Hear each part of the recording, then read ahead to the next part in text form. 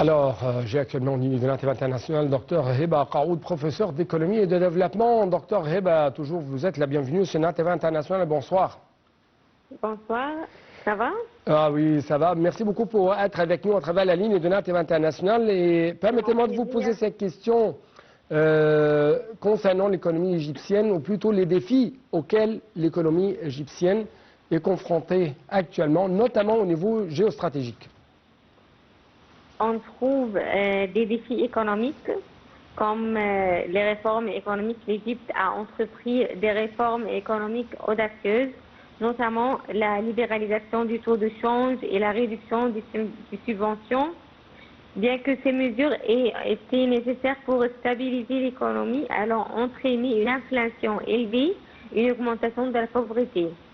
Aussi, on trouve comme des défis économiques la dette publique égyptienne qui a atteint des niveaux préoccupants, ce qui limite la capacité du gouvernement à investir dans des secteurs clés tels que l'éducation et la santé et les infrastructures.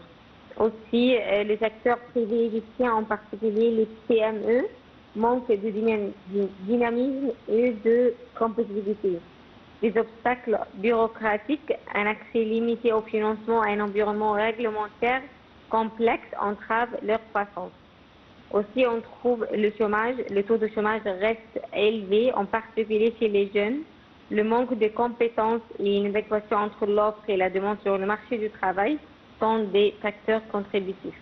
Ça, c'est pour les défis économiques. Je peux parler aussi sur les défis sociaux. Et pour les défis sociaux, on trouve la pauvreté et l'inégalité. La pauvreté et l'inégalité persistent en Égypte, en particulier dans les zones rurales. Aussi, on trouve la population égyptienne connaît une croissance rapide, ce qui exerce une pression supplémentaire sur les ressources naturelles et les services publics et le marché du travail. En plus, les systèmes de l'éducation et de santé en Égypte nécessitent des améliorations significatives pour répondre aux besoins de la population. Oui.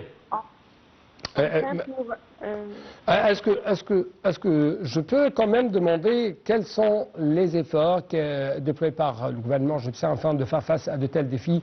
Quelles sont quand même les opportunités devant l'économie égyptienne pendant 2025 pour être de plus en plus dopée malgré tous les défis socio-économiques ou géostratégiques?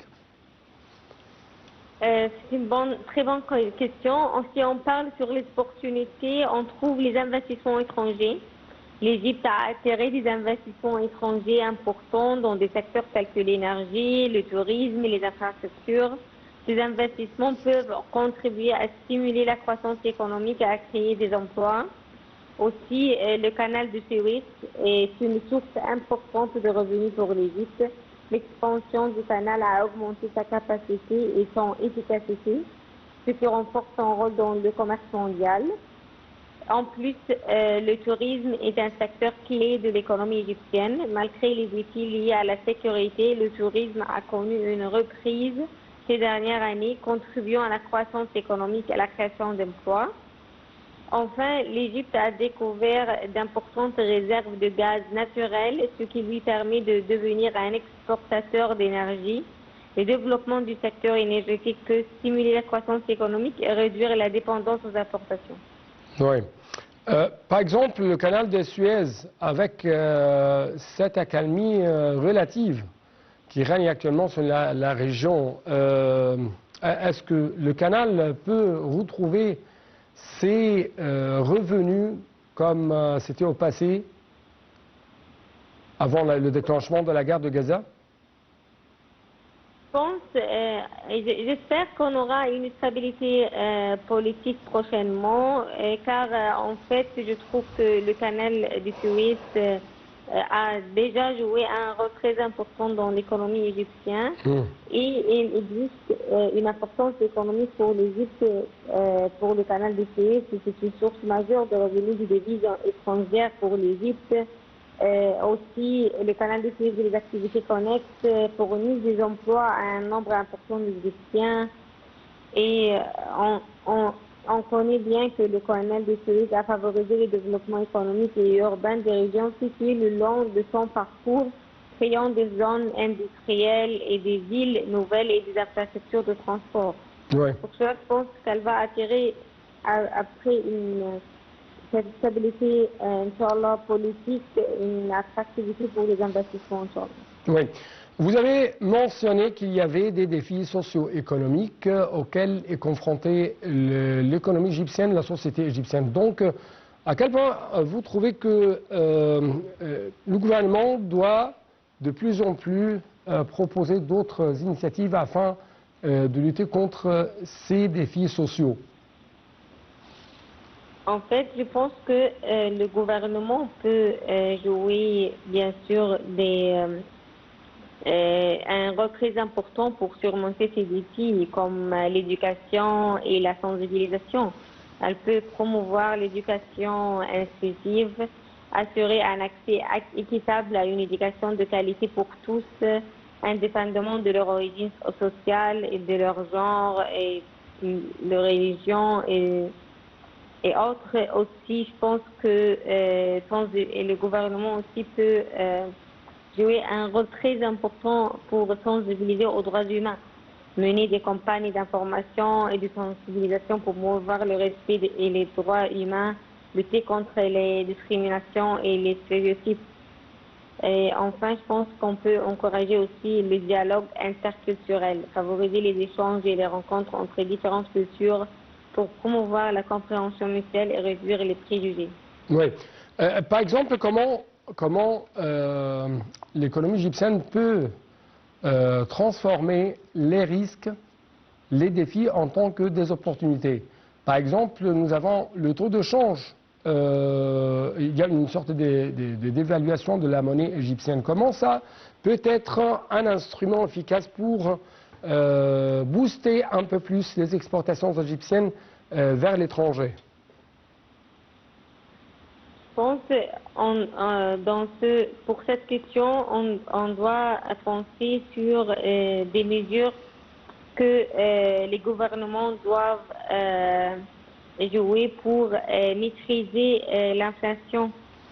Et en fait, la Banque centrale d'Égypte doit continuer à jouer son rôle en ajustant les taux d'intérêt pour contrôler la masse monétaire et freiner la demande.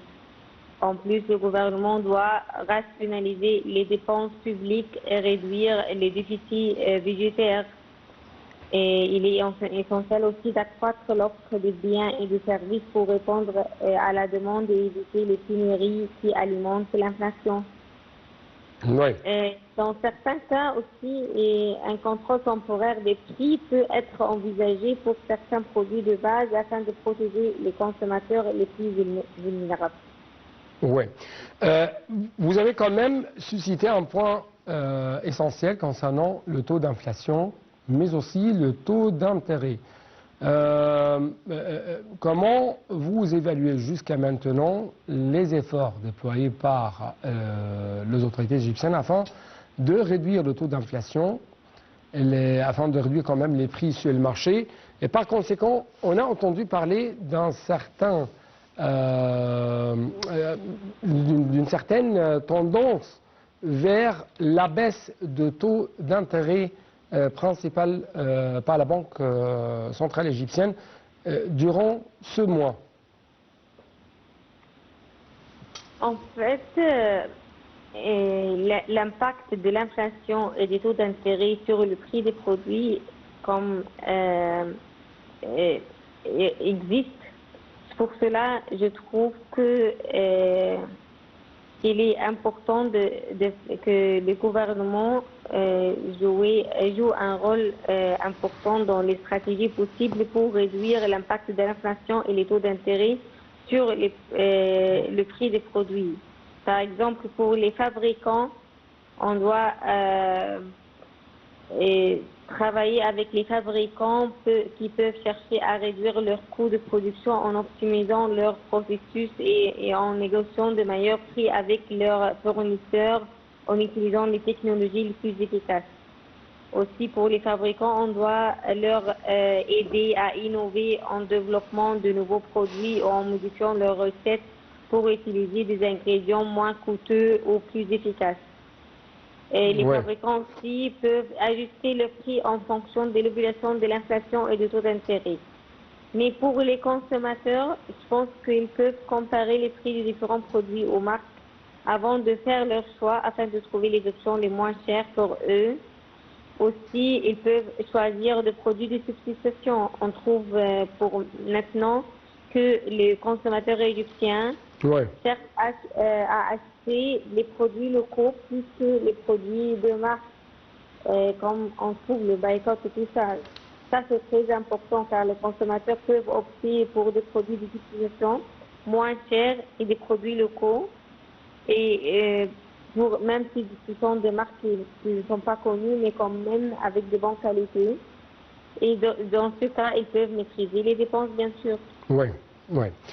Donc, docteur Heba Qaoud, la professeure d'économie et de développement, merci beaucoup pour de tels éclaircissements, de telles propositions de votre point de vue en ce qui concerne la performance de l'économie égyptienne. Quels sont les défis, mais aussi quelles sont les opportunités devant. Merci beaucoup. Merci beaucoup. Quels sont les défis et les opportunités devant l'économie égyptienne pendant 2025. Merci encore une fois. Et avec ça, nous devons clôturer cette édition des directs. Chers téléspectateurs, merci beaucoup. Bonne chance pour tout le monde. Au revoir.